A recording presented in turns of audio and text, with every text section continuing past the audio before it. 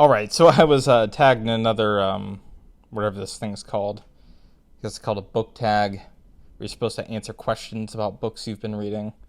So I thought it'd be interesting to jump in again, and I'm gonna shake things up a little bit because I do read both fiction and nonfiction. So for each of the questions, I'll be doing one for each. Because like technically, I'm always reading about like 4 books at a time. It's always 2 nonfiction, 2 fiction. So like with regards to fiction, I usually read, like, I'm part of the book club with Jason Fuhrman, so that's one of them. And then I always just read one on the side just for fun.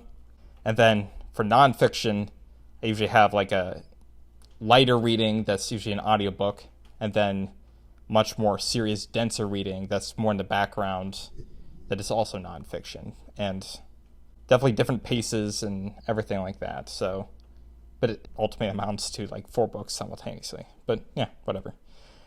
All right, so the first question is the best book you've read this year. So I'm gonna put Fight Club for fiction.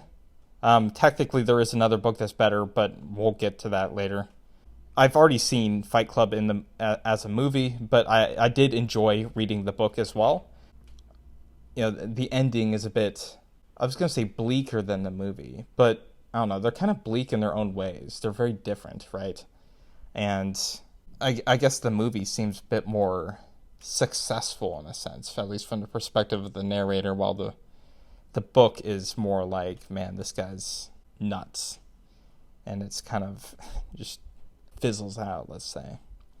But one of the things I enjoyed about the book is just how parsimonious he is with his prose, because I can be pretty dense with my own prose. So just reading through his and seeing how much he was communicating with such little writing is just, I found to be very impressive.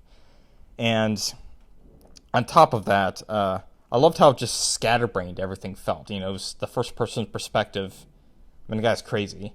And I just really enjoyed how he managed to like scatter you everywhere, but he never really lost me, right? It was still easy to follow. So there's that. All right, for nonfiction, this one's a bit misleading, and I'm kind of changing the question, let's say.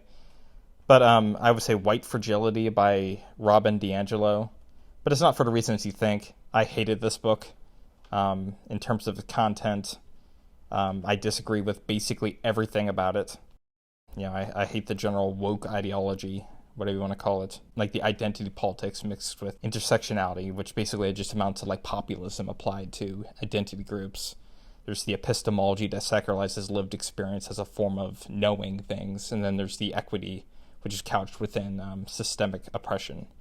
That's the general view that this is built on. And the reason I'm putting it for here, though, is because of how useful this reading was.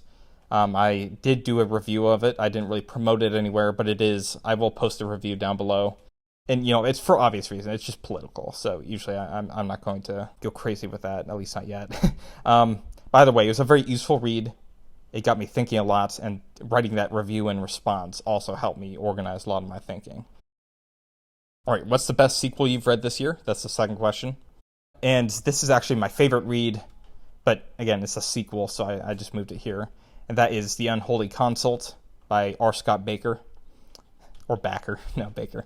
And I think I more or less answered the question in the last book tag. That this book is fucked up.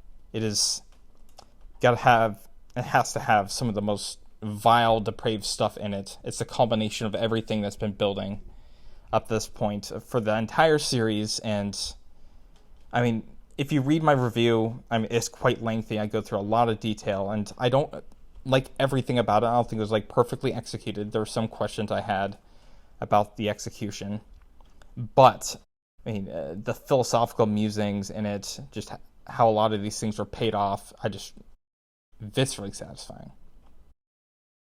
All right, the best sequel I've read this year for nonfiction. It's not a sequel. I'm just cheating because I'll break the rules where I want. Fuck you. It's called Battle: A History of Combat and Culture. The reason I'm putting it as a sequel, quote unquote, is because this is one of the slower books I've read in the background, right? and I didn't read it in one go. Like I just read like one chapter, and then I moved on to a different book, and then I came back around to it. So it like took me like, I don't know, probably over a year to read it. But either way, it was essentially a collection of essays anyway with a common theme, which is just arguing that culture is a major determinant in how war is fought throughout the ages. So, like, for example, he talked about the clash of culture between the Japanese and the Americans during the World War II, on how this created conflict between them, tensions between them, because if the Japanese, they're like, fight to the last man, we'll fight to the death, while the Americans had the more European style, we'll take prisoners, right?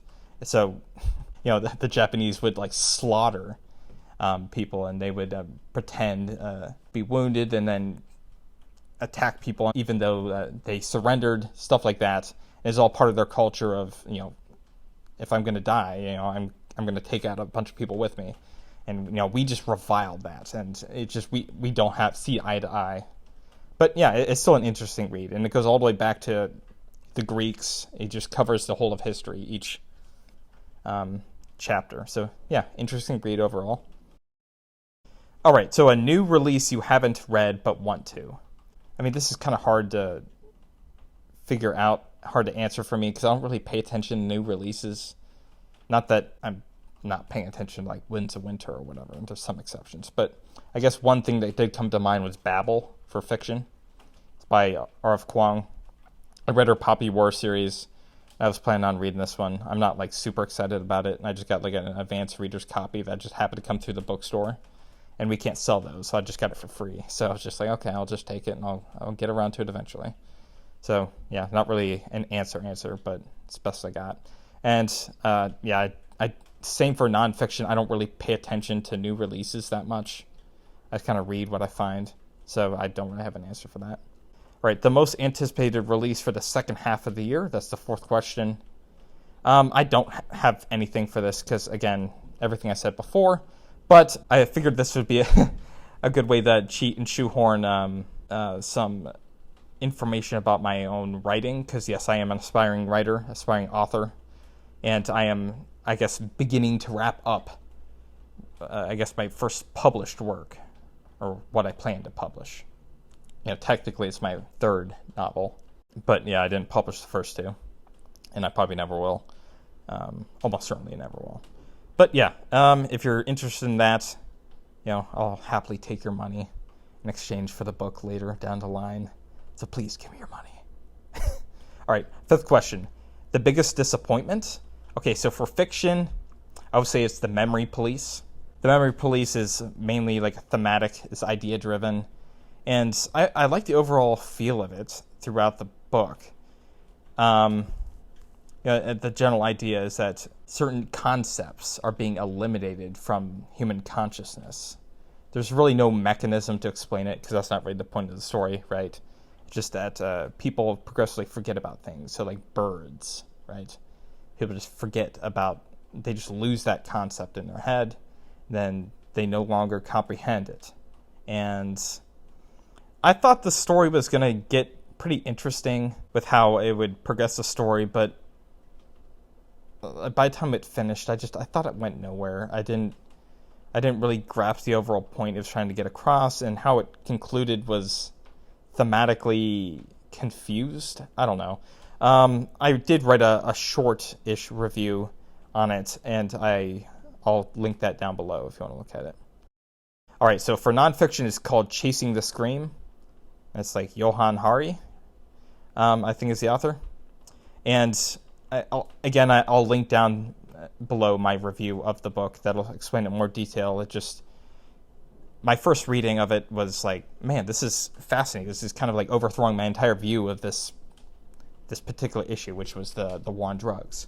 And then, I learned about some controversies about the author and some of the criticisms the book has received, and I had to add a few addendums.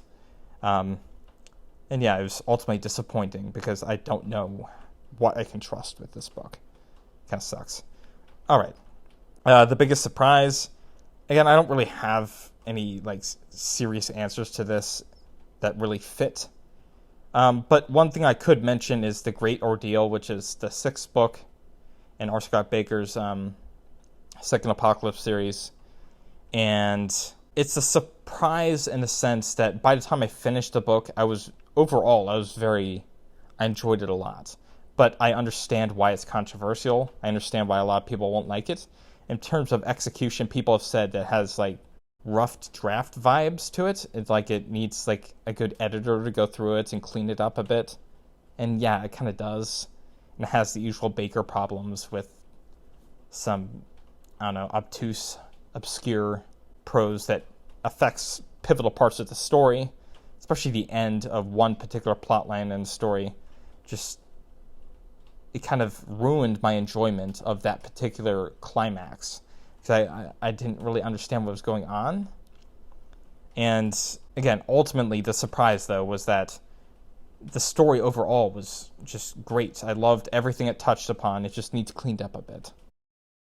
Right, question 7, favorite new author. I just put R. Scott Bakker here. He's new in a sense that I only recently discovered him at the end of last year. I just read all 7 of his books back to back. And yeah, that I've mentioned before that he's completely changed my understanding of fiction, of how I want to write books, and it's just profoundly influential. So definitely he's right up there with Martin, and yeah, he's fairly new. And again, for nonfiction, I don't really pay attention to authors that much. There are some, but for the most part, I just kind of read widely based off of what interests me.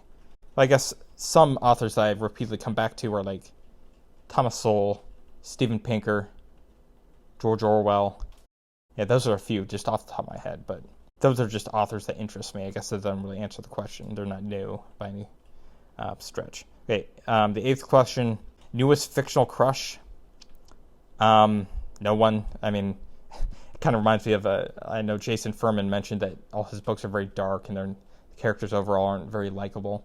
And it's like, yeah, for the most part, I don't think I'd even want to meet half the characters I enjoy.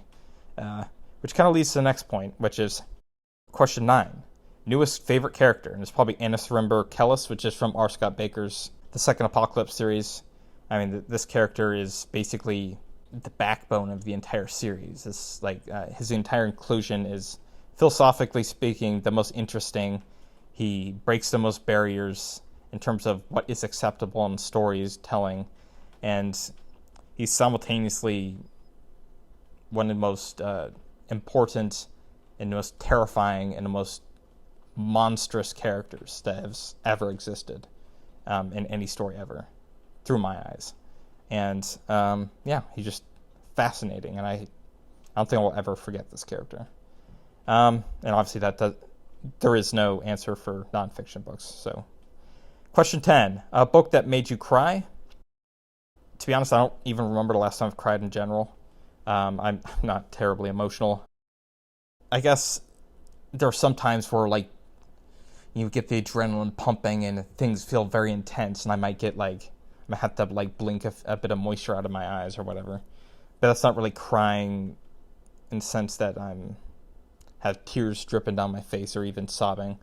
And it's not crying for the same reasons people normally do. Like, I don't really cry when things are sad. It's just more like when things are intense, right? Like, it's like I'm watching Lord of the Rings, and it's like the riders of the Rohirrim show up at Gondor to break the siege, like, and it's like this awesome, intense scene. It's like, yeah, and yeah, you might tear up a bit, but yeah, I don't know. I'm trying to think of any recent books, but yeah, I don't think. Yeah, I don't remember last time. Question 11, a book that made me happy. Again, this is not really applicable because the books I read don't generally make me feel happy. I mean, some are fascinating, and some I really enjoy, like The Unholy Console, but to say that made me feel happy? Yeah, that's a real stretch, isn't it? For nonfiction, again, kind of a stretch. I don't really feel happy in response to nonfiction.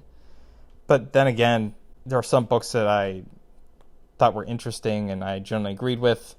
That'd be like The War Against Boys by Christina Hoff Sommers. That was a very interesting book about how in recent decades, young boys have been falling behind relative to girls, namely because there's all these efforts to bring girls up to the level of boys, but then the whole thing kind of flips on its head, right? Where now boys seem to be falling behind, and people are realizing that there are different ways in which you can appeal to the different or teach the different genders that are generally more compatible. Like boys, they tend to be more unruly. They don't grow up and develop as early as girls do, and this affects things. Like boys need recess. That you need to allow a bit of rough and tumble play, and like all these things are being cracked down upon. She even brings up examples of boys like bringing Lego characters who have swords and then getting suspended for that. They brought a weapon to school, quote unquote. And just like definitely an overcorrection. And it just, I generally agree. So I don't know if that means I'm happy, but best thing to come up with. All right, so the most beautiful book you have acquired this year, question 12. I don't know if I acquired all these this year, but I'm just going to cheat. I kind of went wild with this one. I found 4. I'll put them up on screen. It's The Wisdom of Crowds, Moby Dick, and The Great Leveler. Or just 3, I guess. All right, question 13. What books do you need to read before the end of this year? I just started a new trilogy, The Prince of Thorns, or it's called The Broken Empire is what the trilogy is called, but the first entry is The Prince of Thorns. So I guess my plan is to finish that trilogy. That would be for fiction. And then for nonfiction, I generally want to finish the Dictator's Handbook. I already mentioned that in my last book tag. That's one of those ones I'm just reading slowly in the background, but hopefully I'll finish it. And then I can start reading slowly in the background the book War and Human Civilization, which is a really dense book. I've already read technically half of it, but that was like years ago, and I've already let much of it slip my mind, so I'll probably want to start over from the beginning and only read like one chapter at a time, and then jump to a different book. So I at least want to get started on that once I finish Dictator's Handbook. All right, then finally, content creators you've been loving recently is question 14. So Jason Fuhrman, as before, I think has more detailed reviews than usual, and I like how he discusses those details. You can tell that he's a much closer reader than most. The Fantasy Network is another one that I find very interesting, especially since recently he started reading One Piece, the manga. He just started. He's right in the beginning.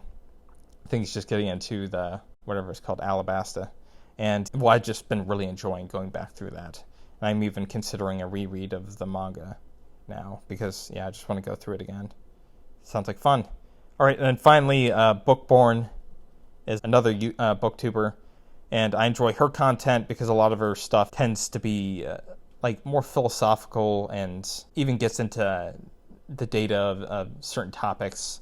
I can't think of examples off the top of my head. Of course, I go blank on this, but just look through her videos. You'll find some interesting stuff about her talking about book banning and stuff like that, and it's interesting to talk about it. So, I guess that's it.